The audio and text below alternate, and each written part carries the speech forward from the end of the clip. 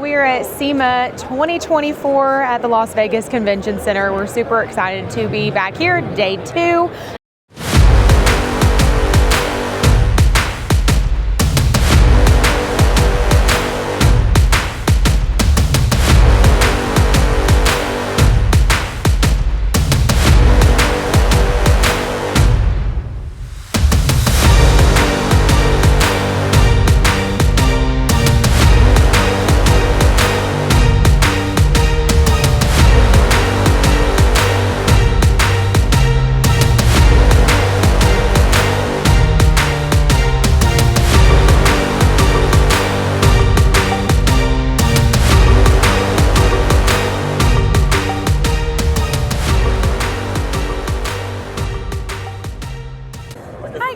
Thank you for joining us today here at Sema. We are with Seasucker, and we're super excited to learn a little bit more about their product today. This is Wes that we've got joining us here. So Wes, tell us a little bit about Seasucker, how you guys got started. So Seasucker's been around since 2005. Some people ask, well, where did the name Seasucker come from? We started in the marine industry. So yes, our logo is an octopus, and we started making vacuum-mounted accessories for the marine industry, for boat owners that didn't want to drill holes into their fiberglass boats. And then from there it kind of took off. We started doing things like bike racks, ski and snowboard racks, things for the outdoor recreational lifestyle. And recently, in the last 2 years, we've moved into the off-road and the camping world. So we're doing a bunch of different accessories for off-roaders and campers. So what I have in my hand right now is a vacuum mount, and we like to stay away from the word suction cup. People have negative connotations when it comes to suction cup. They usually think of like their kid's little bow and arrow toy that just falls off the window and doesn't work very well.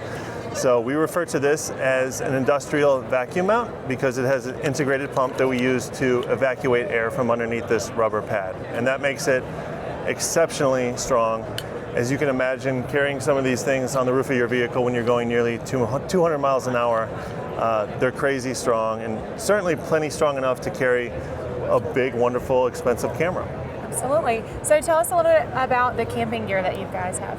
Well, let's come over to the side of the Gladiator. And so using this technology, we're able to just invent a bunch of different accessories that make sense for people who love this lifestyle, whether it's camping, overlanding, off-roading.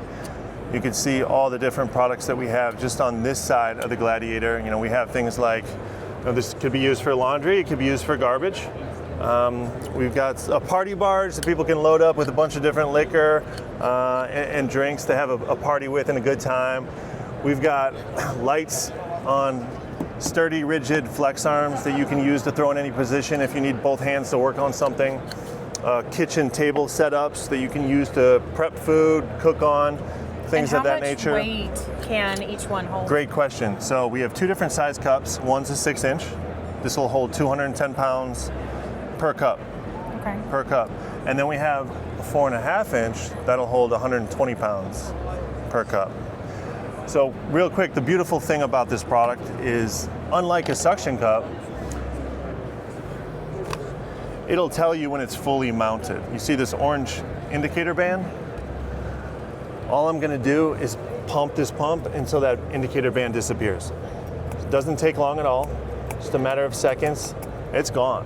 So now I could pull on this thing until I'm blue in the face. There's no way I could get it off. So it's a pull release on the opposite side? That's true. But the peace of mind feature of the unit is that when it does start to lose vacuum pressure, this will retreat and show the user orange. So it's not a guessing game. You know if it's ever losing power. With a typical suction cup, one day it just falls. You never know when that time's gonna come. So to then remove it, you're just gonna use the tab that's on, well, the tab's on both sides. I'll use this one.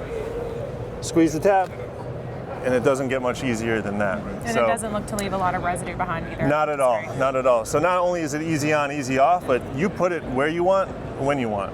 Put it on the side, the top, the back, use it on one vehicle, transfer it to your husband's vehicle, transfer it to your kid's vehicle, friend's vehicle, and they're guaranteed to work on any future vehicles as well. Yeah, that's what's great about it not being permanent fixture. No drill holes, yeah. No magnets to scratch the paint, no adhesives, nothing like that. Okay, so When did you guys decide to move from just marine into vehicles and camping? So the company really followed the owner's hobbies. And the owner loves boating. He's fished his whole life.